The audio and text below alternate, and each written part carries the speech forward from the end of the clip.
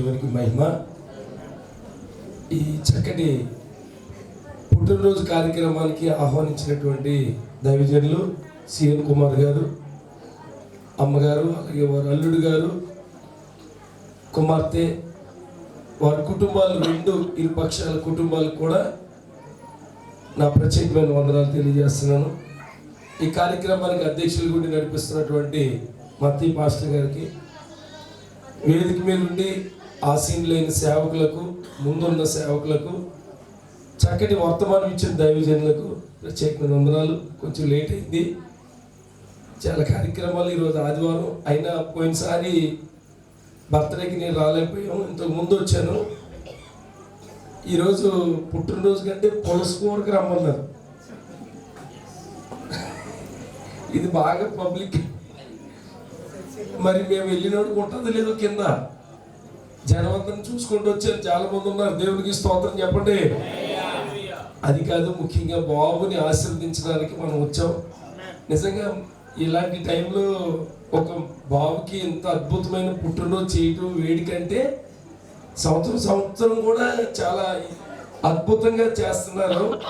నిజంగా బాబు అదృష్టం అనుకోవాలి. మనం ఎవరైనా ఏదో సంవత్సరం చేస్తాం, లేదా 2 సంవత్సరాలు చేస్తాం, ఆపేస్తాం. కానీ ఒక్కొక్కరికి ఒక్కొక్కటి మొక్కు ఉంటుంది. ఆ బిడ్డ విషయంలో ఎంతో సంతోషంగా ఈ కార్యక్రమాలు ఏర్పాటు చేస్తున్నారు. మరి అందుని బట్టి మరొకసారి బాబు పేరు ఇమ్మానీయులు కదా, ఇమ్మానీయులు తల్లిదండ్రులు తరపున వారికి కూడా చాలా సంతోషం. నేను ఒకటే చెప్తాను, మనము మన పిల్లల కొరకు ఎన్నెన్నో మనం ఖర్చు పెడుతూ ఉంటాం, ఎన్నెన్నో చేస్తూ ఉంటాం. అయ్యగారు ఒక మాట చెప్పారు, మన పిల్లల్ని బాణంలాగా వదలాలి. ఆస్తులతో పాటు వీటితో పాటు మన పిల్లల స్థాయి కూడా ఆత్మీయతలో పెంచేలాగా చూడాలి. బైబిల్లో ఈరోజు ఒక చిన్న మాట చెప్తాను, అందరికీ తెలిసిన మాటే. సామెతలు 22:6 ఉంటుంది, బాలుడు నడవలసిన త్రోవ. ఈరోజు నేను చెప్పే మాట ఏంటంటే, అన్నీ మనకు ఉంటున్నాయి కానీ నేర్పించటమే కష్టమైపోతుంది, నేర్చుకోవడం కూడా కష్టమైపోతుంది. నేర్పించుట, చాలామంది బైబిల్ చరిత్రలో చాలా గొప్పోళ్ళు ఉన్నారు. ఏమంటే అన్న పాలు మాన్పించేటప్పటికే ఒక దైవ భక్తిని నేర్పించేసింది. ఎలా నేర్పించింది అంటారు? కళ్ళ సైకితో నేర్పించిందంట.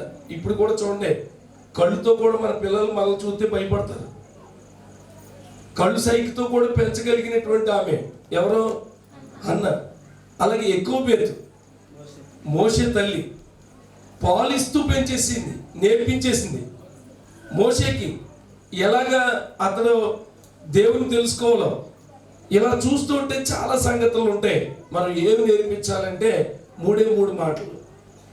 మంచి మార్గంలో, మంచి త్రోవలో మన పిల్లలు ఒకటేనండి, తల్లిదండ్రులు పిల్లలకి ఆదర్శంగా ఉండాలి. తల్లిదండ్రులు నేర్పిస్తేనే పిల్లలకు వస్తారు.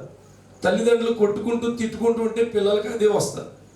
తల్లిదండ్రులు ఆత్మీయంగా ఉంటే పిల్లలు ఆత్మీయంగా ఉంటారు. ఇది నేర్పడం అనేది చాలా అవసరం. ఎందుకంటే ఈ మాటలన్నీ ఆ బాబుకి అర్థం కాదు, వాళ్ళ అమ్మగారు నాన్నగారు వినాలి. అనేక మందిని చూసుకుంటున్నారు. ఆ విని వాళ్ళకి చెప్పవలసిన బాధ్యత వారిది. ఇక్కడ అదే అంటున్నాడు, మొదట నడవలసిన మార్గం నేర్పాలి.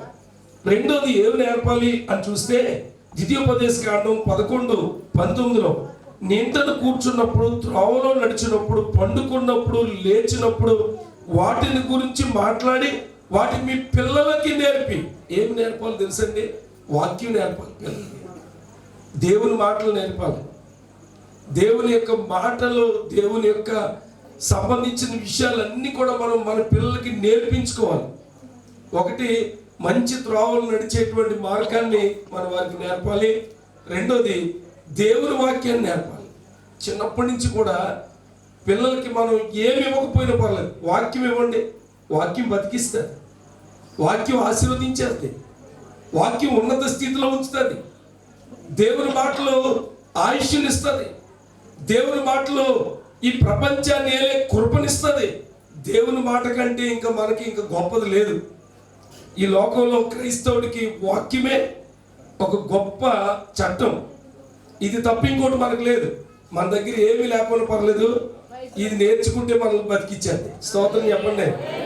అందుకే మన పిల్లలకి ఇది ఎక్కువగా నేర్పించాలి, చిన్నప్పటి నుంచి ఇది అలవాటు చేయాలి. 2